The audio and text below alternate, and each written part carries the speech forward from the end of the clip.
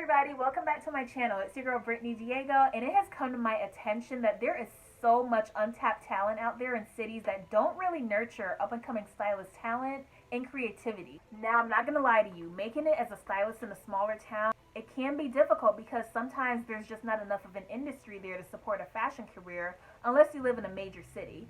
But the good news is it's not impossible. I've seen it done before. Now, I'm all about keeping it real and not selling a dream. So if you want to work with celebrities, then I'm sorry, they're not going to be in a small town. You're going to have to come to LA where the celebrities are, where Hollywood is, where all the productions are going down.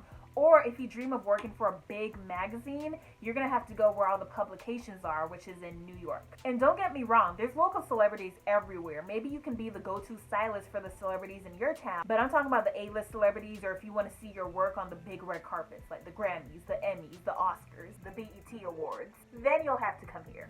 And you can actually submit your work to be published in magazines. There are tons of magazines that accept submissions, and you don't have to live in a big city to get your work published. So I've taken notes and observed from my stylist friends who live in smaller cities, and I've seen what works for them. So I'm going to share with you today some ideas and options to help you make it as a stylist in your small town.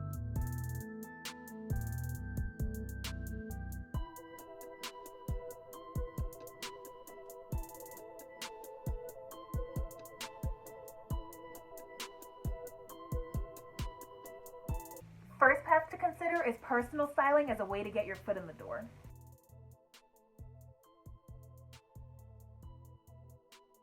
As long as there's other people living in your city and they have money and a desire to look good, then you have a potential pool of clients to work with.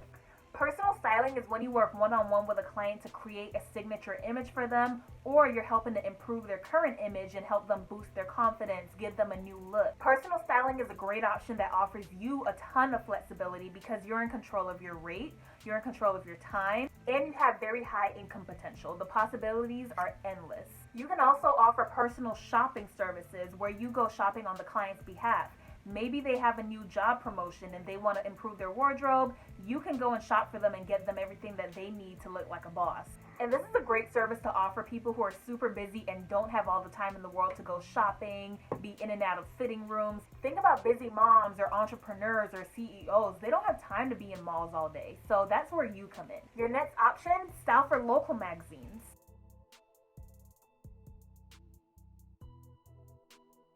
Most cities have a local magazine or newspaper that has a fashion or style section.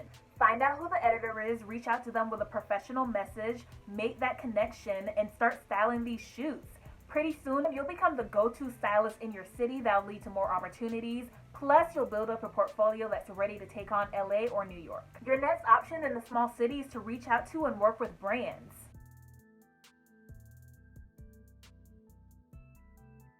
A lot of these retailers have their headquarters in smaller cities and towns.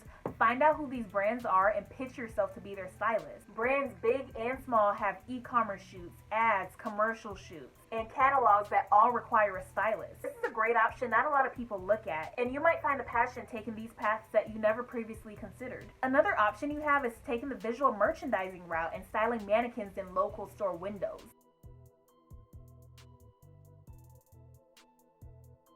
Start with the small boutiques who aren't owned by big corporations who tend to already have strict styling guidelines, and go from there. You might find that you prefer styling mannequins to people. I mean, who knows? Last but not least, consider styling virtually.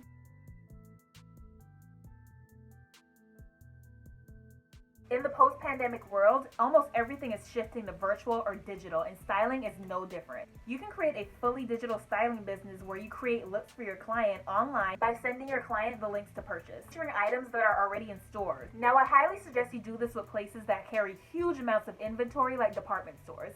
The last thing you want is to send your client some links and then they open it 2 days later and the items are sold out. I know I personally hate when I see a link on the internet and I click on it and the item is sold out. I'm like, why is it even still on here? So definitely give them more than enough options to work with.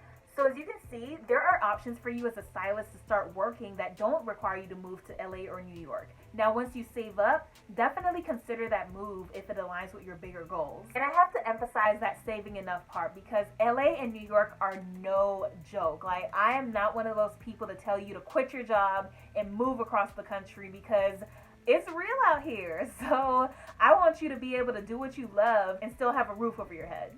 So I hope you found today's tips helpful. If you did, please be sure to give this a thumbs up, hit the subscribe button, and I'll see you back here next week.